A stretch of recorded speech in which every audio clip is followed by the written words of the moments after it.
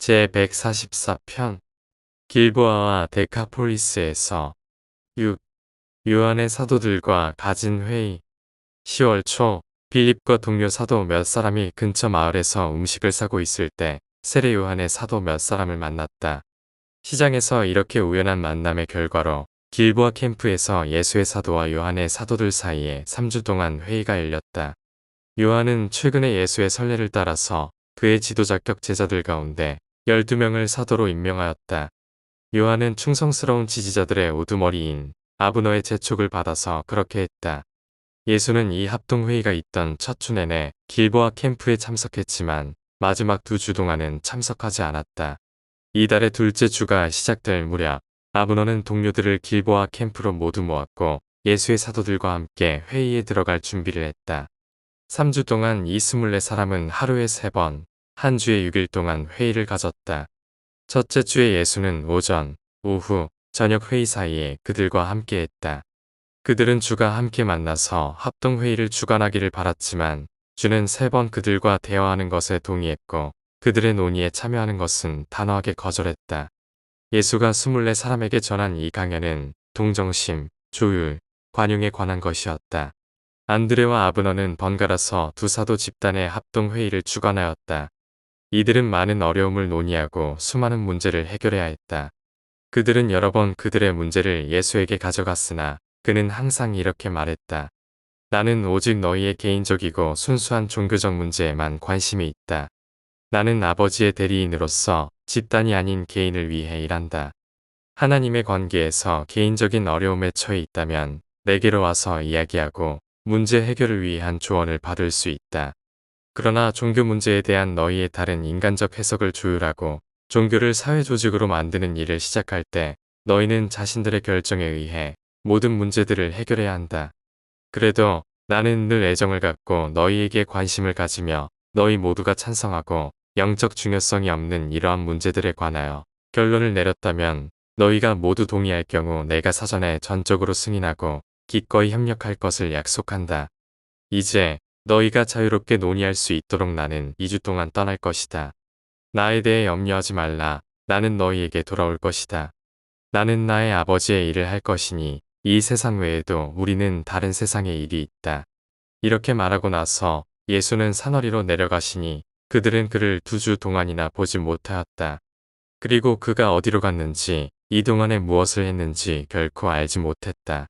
24명이 그들의 문제를 진지하게 고려하기까지는 어느 정도 시간이 흘렀고 그들은 주가 계시지 않아 매우 당황했다.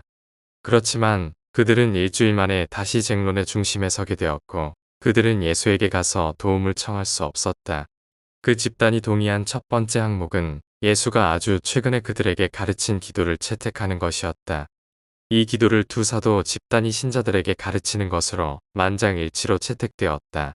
그들이 다음에 결정한 것은 요한이 감옥에 있든지 밖에 있든지 오래 살든지 12사도의 두 무리가 그들의 일을 계속하고 3개월마다 한 주 동안 합의된 장소에서 합동회의를 열기로 결정했다.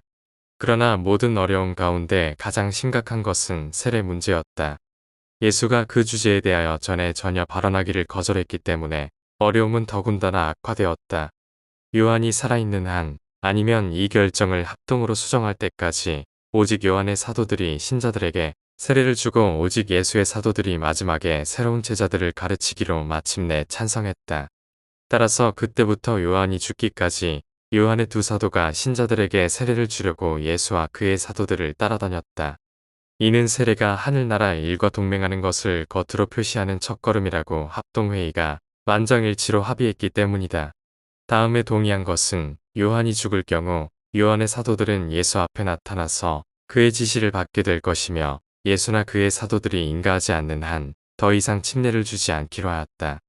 다음에 의결된 것은 요한이 죽을 경우 예수의 사도들은 신성한 영의 세례의 상징으로 물로 침례를 시작하기로 의결했다.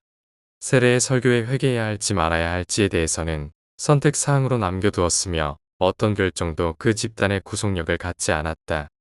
요한의 사도들은 회개하고 세례를 받으라 고 전파했고 예수의 사도들은 믿고 세례를 받으라 고 선포했다. 이것이 예수의 추종자들이 다양한 노력을 조정하고 의견 차이를 조절하며 그룹 활동을 조직하고 외적인 규범을 제정하며 개인의 종교적 실천을 사회화하려는 첫 번째 시도에 대한 이야기이다.